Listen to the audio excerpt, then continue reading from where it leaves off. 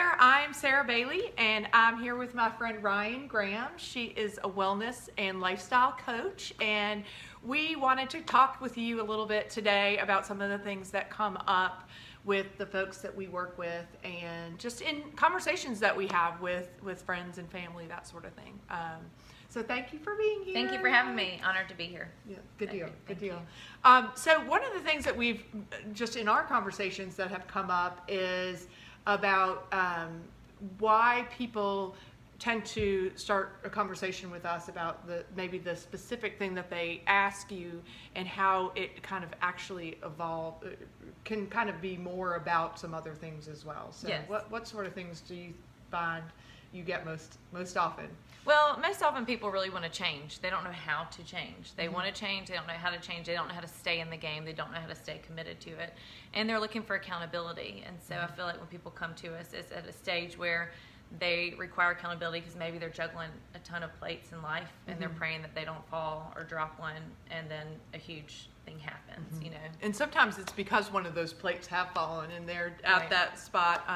And that's kind of a difficult place to be, because you know, we all want to do our best and we are trying very hard, but sometimes when we add and add and add things to our plate, then the things that are most important to us can end up being the things that kind of fall to the wayside. So Yes. that's tough. But, Yeah, and I've learned too. I mean, a lot of times people want to say yes. There's a lot of people pleasing in our world, and I'm a recovering people pleaser. Yeah. So I feel like there's a lot of that, just because we want to make people happy. We want Right. to give back, and so a lot of times the inside, or helping ourselves first, ends up coming last. And absolutely, or not at all, which is Right. so true. I think about the time, like just growing up, the messages that we got, even as women and moms working out of the home, you can do it all. You can do anything you want. You can do everything. And somewhere along the lines, I feel like it's gotten lost in translation, and it turned out to be you should do it all. You should do everything. And so the can, which is an opportunity, turned into a should, which is obligation. And so over the years, no malintent, people weren't trying to put too much on, but somewhere along the lines, we've just kind of lost in translation. And so we feel like we need to add this, add that. And most often it's at the expense of ourselves. Yes. So, and I find a lot of times people can't stay in the game because they have too much on their plates. So really the things that don't align with them, they're regretting, or they're upset about having to do it, and then internally they beat themselves up. absolutely. And then it goes into an emotional cycle.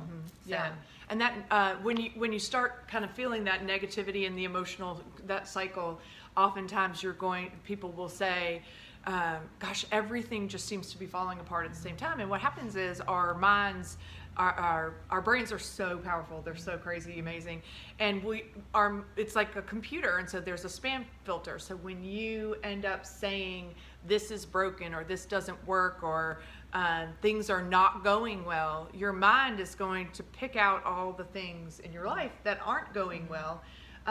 It's just reaffirming your thoughts. So it's finding evidence to support that. And so when we focus on the things that are broken, or the things that are going wrong, we get more of that. So yes, and I see that a lot. People focus on scarcity. People focus on the negativity.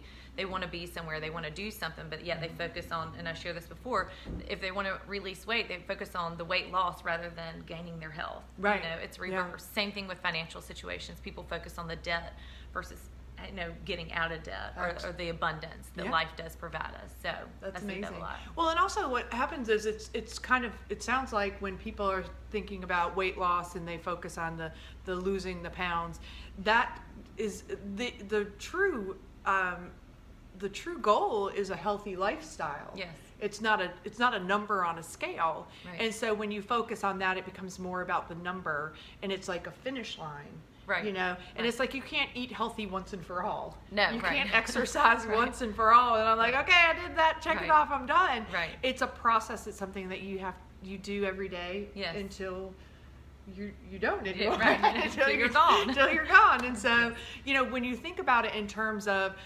building positive and healthy habits in financially, emotionally, physically, that sort of thing, it's building these habits that are sustainable. And so that 5-degree shift, rather than you hit a wall, you don't want to be like this anymore, so you run 180 degrees in the other direction. Yes. So.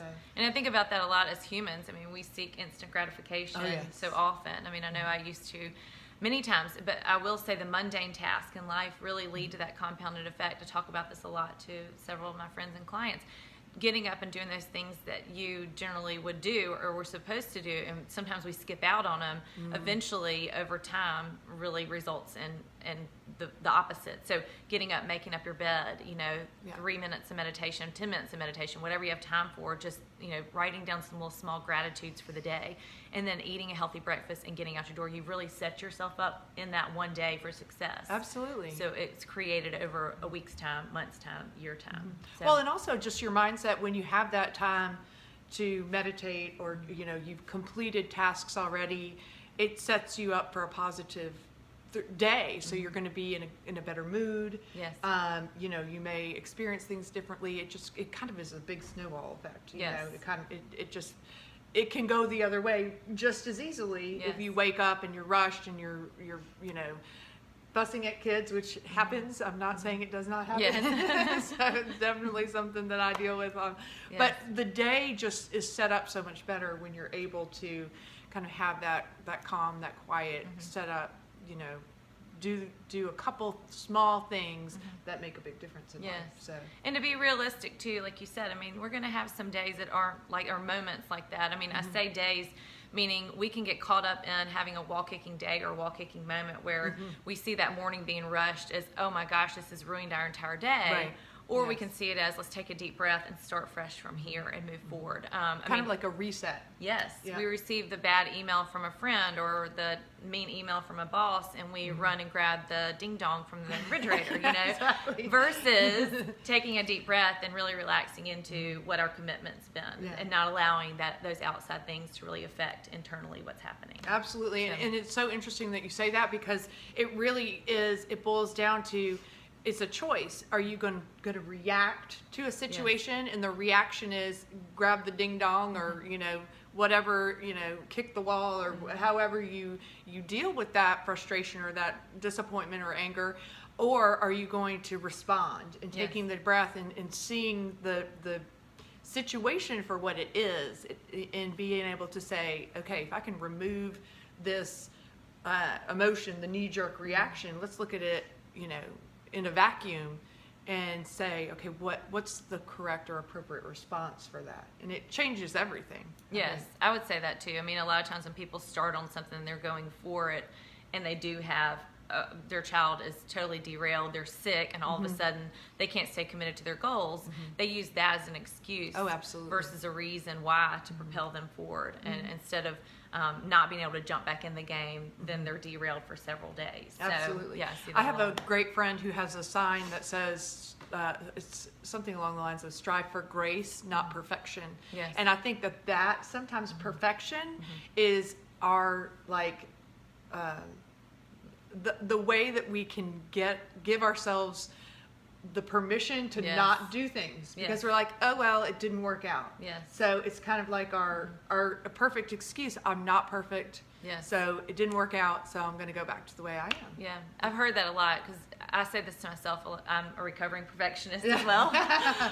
Done is better than perfect, in my opinion. Absolutely. And I say that to a lot of people because I know what that feels like. I mean, even the smallest things of, I do still place all my dishes the correct way and my pots the correct way. But if my husband does it, he might not do it that way. Right. So I've realized that doesn't matter. It's still in the same drawer. It's kind of like bathing the kids when we're younger. It doesn't matter how it's done as long as it gets done. Complete. And the perfection, yes. Yeah. It doesn't matter, because that should not affect the finished product. Absolutely. And it's the route to get to success that really, has to happen. And it's not pretty. I mean, sometimes it's not pretty. It takes grit, perseverance, oftentimes really putting on the blinders in certain situations. Absolutely. Setting really good boundaries. Yes. Boundaries are a big thing, and I think that we often tend to set them, but we don't keep them. Yes. So it's like, you got to keep in mind, just because you say that you're going to do something, it's the follow through. Yes. So, And I see people a lot of times being motivated in the beginning, but keeping the commitment long term. So it's long after we made that commitment, that feeling is gone, that we are staying in that game. And that's where the habits come in too. Yes. If you have the behavioral habits to continue, that makes sense. So I see that a lot with people, just staying in the game long after that motivation is gone, or long after that cheer squad is gone, or long after that feeling is gone with someone. So, Absolutely. Cool. Well, thank y'all so much for joining us today. Thank you for having me. You. Yes, I this is really awesome. enjoyed it. Lots of great stuff. Good to be with a fellow coach. Likewise. And we'll hopefully see you again soon. That's Yes. great. Thanks.